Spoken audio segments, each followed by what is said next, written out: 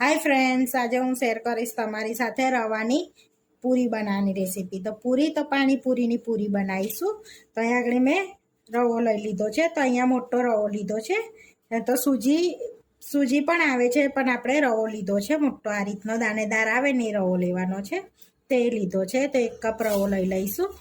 तो मोटा बाउलमां काढी लईशुं। 2 चमची આપણે મેદો લઈશું।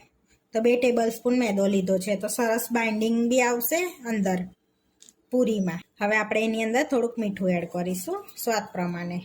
હવે આપણે એની અંદર મોવન એડ નથી કરવાનું। તો મોવન એડ નહીં કરીએ, આપણે ખાલી પાણીથી લોટ બાંધી લઈશું। બાઉલમાં આપણે પાણી લઈ લઈશું।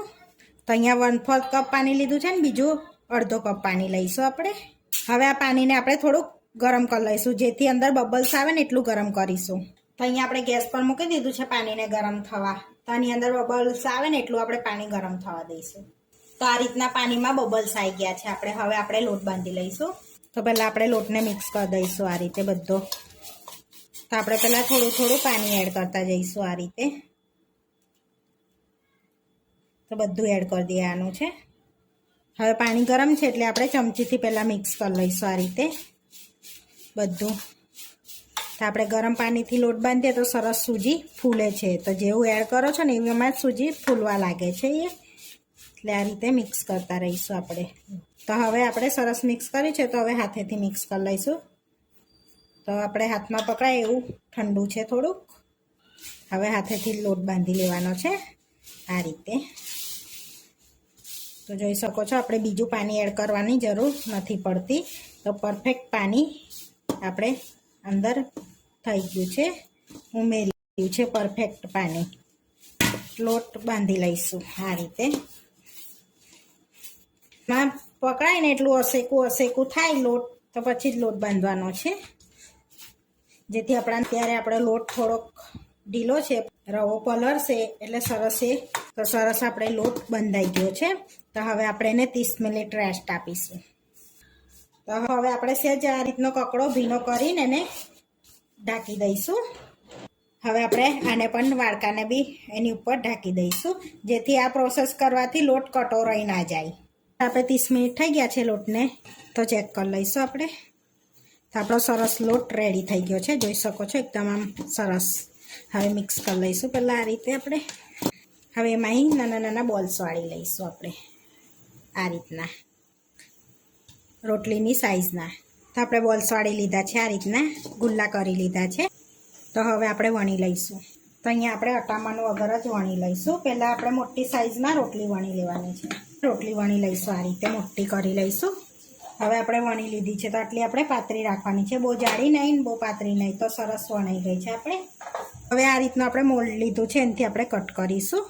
તો પૂરીનો શેપ આલ દઈશું। તો તમે વણી પણ શકો છો, અને તમારા પાસે બી કંઈ બી કટર હોય તેનાથી આપણે ડબ્બીનું ઢાંકણ હોય એનાથી બી કટ કરી શકો છો તમે। તો આપણી પાસે કૂકી કટર હતું એનાથી કટ કરી લીધી છે। હવે આપણી પૂરી રેડી થઈ ગઈ છે। તો આ રીતના આપણે કકડા પર એને રાખી દઈશું।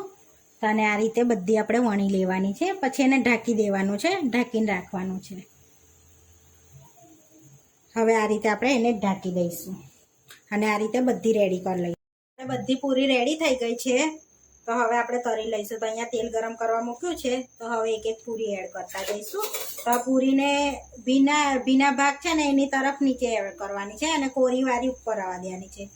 હવે આપણે આ રીતે પ્રેસ કરવાનું છે, એટલે સરસ ફૂલી જશે પૂરી આપણી। જોઈ શકો છો પ્રેસ કરીએ છીએ એટલે આપણે જે વખતે નાખતી વખતે પ્રેસ કરવાની છે આ રીતે પૂરીને। હવે આ રીતે આપણે જો પૂરી એકદમ સરસ આમ પ્રેસ કરે છે ને એટલે સરસ ફૂલી જાય છે। તો બધી આપણી પૂરી ફૂલી છે। તો હવે પલટાઈશું એને, અને સરસ ક્રિસ્પી થાય ત્યાં સુધી તળી લઈશું આપણે એને પૂરીને। તો આ સમયે આપણે ગેસને ધીરો રાખીશું, જેથી આપણી પૂરી કાચી ના રહે અને સરસ ક્રિસ્પી થાય। તો થોડીક આપણે લાલ થવા દઈશું પૂરીને।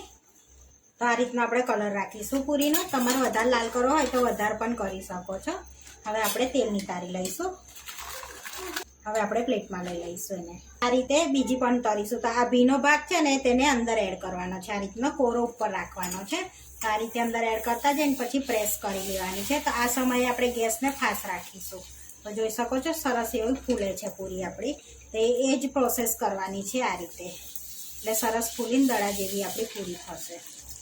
જોઈ શકો છો સરસ એવી ફૂલે છે પૂરી આપણી. તો બહુ પાતળી વણશો તો એ પૂરી ફૂલે નહીં, તો થોડીક મીડિયમ આપણે રાખવાની છે પૂરીને. તો જોઈ શકો છો એક એક પૂરી આપણી ફૂલી ગઈ છે. તો હવે આ રીતે આપણે બધી પૂરીને રેડી કરી લઈશું તળીને. પાણીપુરીની પૂરી બધી તળાઈને રેડી થઈ ગઈ છે. હવે આપણે સર્વ કરી લઈશું. તો અહીંયા બાઉલમાં આપણે સર્વ કરી લઈશું. હવે બાઉલમાં આપણે લઈ લઈશું. તો જોઈ શકો છો સરસ એવો ક્રિસ્પી અવાજ આવે છે. આપણે સર્વ કરી લીધી છે. તો તોડીને બતાવું તો બધી પૂરીમાં આવો ક્રિસ્પી અવાજ આવે છે. તો જોઈ શકો છો એકદમ ક્રિસ્પી આપણી પૂરી રેડી થઈ ગઈ છે. આવા વિડીયો જોવા માટે મારી ચેનલને સબસ્ક્રાઈબ કરો, લાઇક કરો અને શેર કરો, અને તમે જરૂરથી ટ્રાય કરો. ફરી મળીશું નવા વિડીયોમાં. કોમેન્ટ કરીને જરૂરથી જણાવજો કે તમને અમારી રેસીપી કેવી લાગી.